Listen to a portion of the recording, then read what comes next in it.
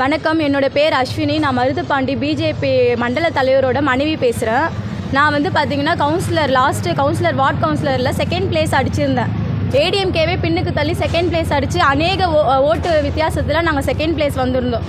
இப்படி இருக்க பட்சத்தில் நாங்கள் வந்து இப்போது மக்கள் ஈஸியாக வரணும் அப்படின்றதுக்காக நாங்கள் ஒரு ஆஃபீஸை ஓப்பன் பண்ணுறோம். அந்த ஆஃபீஸில் வந்து பார்த்திங்கன்னா என்ன இஷ்யூ சார்? அது ஹவுஸ் ஓனருக்கும் டெனண்ட்டுக்கும் உள்ள டிஸ்பியூட்டை வந்து எஃப்ஐஆர் வந்து மருதுபாண்டி மேலே போட்டு திமுக அரசு போலீஸை வச்சு ஃபுல்லாக டெய்லி ஒரு விடியற் காலையில் ஒரு 20-30 போலீஸ் வந்து டெய்லி டிஸ்டர்ப் பண்ணிட்டு இருக்காங்க.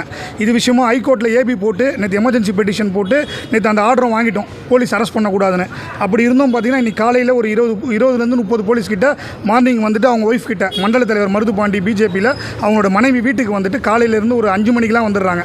ஒரு 9 மணி வரையும் செம்ம டார்ச்சர் பண்ணுறாங்க சார். மக்கள் பணி செய்யக்கூடாது, பிஜேபி வந்துட போது, வேட்பாளர் மனோஜ் பி செல்வம் அவர் ஜெயிச்சிட போறாருன்னு சொல்லிட்டு, வினோஜ் பி செல்வம் ஜெயிச்சிட போறாருன்னு சொல்லிட்டு ரொம்ப டார்ச்சர் பண்ணிட்டு இருக்காங்க. 4-5 நாளாக விடியற் காலையில் வந்துடுறாங்க சார். சார் ஹவுஸ் ஓனருக்கும் டெனண்ட்டுக்கும் பணிமனை போட்ட இடத்துல ஹவுஸ் ஓனருக்கும் டெனண்ட்டுக்கும் உள்ள டிஸ்பியூட் சார். நாங்கள் டெனண்ட் கிட்ட அக்ரிமெண்ட் போட்டிருக்கோம். போட்டு 1 மாத காலத்துக்கு தான் அக்ரிமெண்ட் போட்டு 1 மாதத்துக்கு அக்ரிமெண்ட் போட்டு பணிமனையில் கார்பரேஷனில் பர்மிஷன் வாங்கி தேர்தல் குழுவே பர்மிஷன் கொடுத்துருக்கு எங்களுக்கு அந்த இடத்துல பண்ணலான்னு சொல்லிட்டு. அவங்களுக்குள்ளே இருக்க பிரச்சனையை வந்து ஏன்னா மருதுபாண்டி மேலே வேலை செய்யக்கூடாது, அரசியல் தாழ்ப்புணிச்ச காரணமாக மருதுபாண்டி மேலே 420 சீட்டிங் கேஸ் எல்லாம் போட்டு நிறைய செக்ஷன் போட்டிருக்காங்க. போட்டுட்டு நேற்று பிடிக்கிறதுக்கு அரெஸ்ட் பண்ணுறதுக்கு 1 வாரமாக வந்துட்டு இருக்காங்க. நேற்று மண்டேவே ஏபி ஃபைல் பண்ணி ஆர்டரும் வாங்கிட்டோம். டிஸ்டர்ப் பண்ணக்கூடாதுன்னு சொல்லிட்டு ஏபி ஆர்டரும் வாங்கிட்டோம். இருந்தாலும் இன்றைக்கி காலையிலையும் திரும்ப 5 மணிக்கு ஆர்டர் வாங்கினாலும் 5 மணிக்கு வந்து ஒய்ஃபை வந்து டார்ச்சர் பண்ணுறாங்க. இன்றைக்கி மார்னிங் போலீஸ் வந்து எங்களை ரொம்ப தொந்தரவு பண்ணிட்டாங்க. நாங்கள் வந்து இதுக்கும் எங்களுக்கும் சம்மந்தம் இல்லைன்ட்டு நாங்கள் வந்து அந்த பணிமலையை கேன்சலே பண்ணிட்டோம் சார்.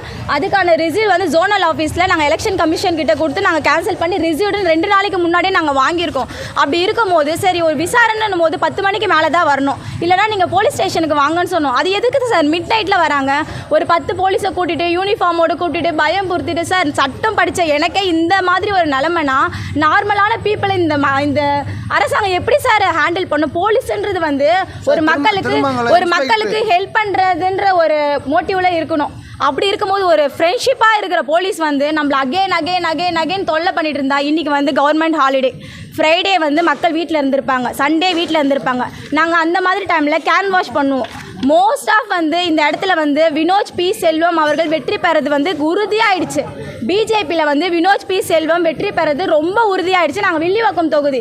அப்படி இருக்கும்போது நாங்கள் இன்னும் தூங்கலை, இன்னும் சாப்பிடல. எனக்கு லோ பிபி ஆகிட்டு இன்றைக்கி நான் போய் ப்ரெஷர்னால ட்ரிப்ஸை போட்டு வந்திருக்கேன். என் குழந்தைங்களெல்லாம் வந்து காலையில் என்ன சார் குழந்தைங்களாம் நினைக்கோங்க, நாங்கள் சின்ன வயசுலேருந்து குழந்தைங்கள நல்லா படிக்க வைக்கணும், நம்மளோட ஜென்ரேஷன் மாதிரி இருக்கக்கூடாது, ஒரு ஐஏஎஸ் ஒரு ஐபிஎஸ் அந்த மாதிரி ஆக்கணுன்ற எண்ணத்தில் நாங்கள் இது பண்ணிகிட்ருக்கோம். அண்ணாமலை ஸ்பீச் கொடுக்கும் போதெல்லாம் அவரை மாதிரி அங்கிளை மாதிரி பேசணும், புள்ளி விவரத்தோடு பேசணும் அப்படின்னு நாங்கள் சொல்லி கொடுத்துட்ருக்கோம். நீங்கள் என்ன விட்டுருங்க, சாதாரணமாக ஒரு குழந்தைய கேளுங்கம்மா, நீங்கள் ஓட்டு யாருக்கு போட போகிறீங்க? யாருக்கு சார்? வினோஜ் மாமாக்கு போட போகிறீங்க. ஏன் வினோஜ் மாமாக்கு போடுவீங்க? என்னென்னலாம் பண்ணிட்டு இருக்காரு நம்ம பக்கத்தில்? வேலை செய்யாது. என்ன வேலை செய்கிறாரு?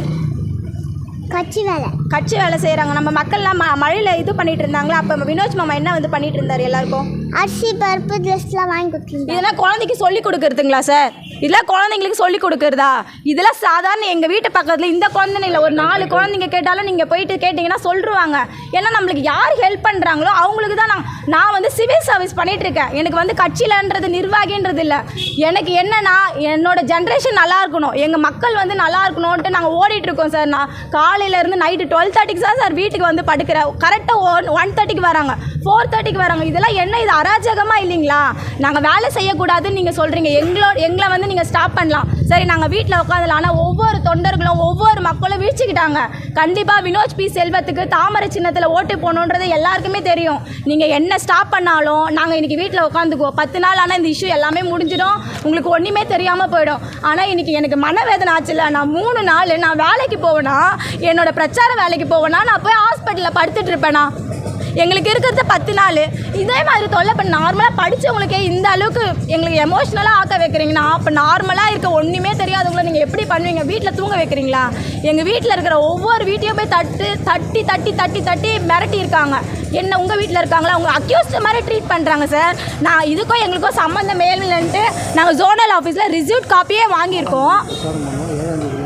இது வந்து இன்னைக்கு வராங்க. இது நடந்து 2 நாள் முன்னாடியே நாங்கள் ரிசீவ் காப்பி வாங்கியிருக்கோம்.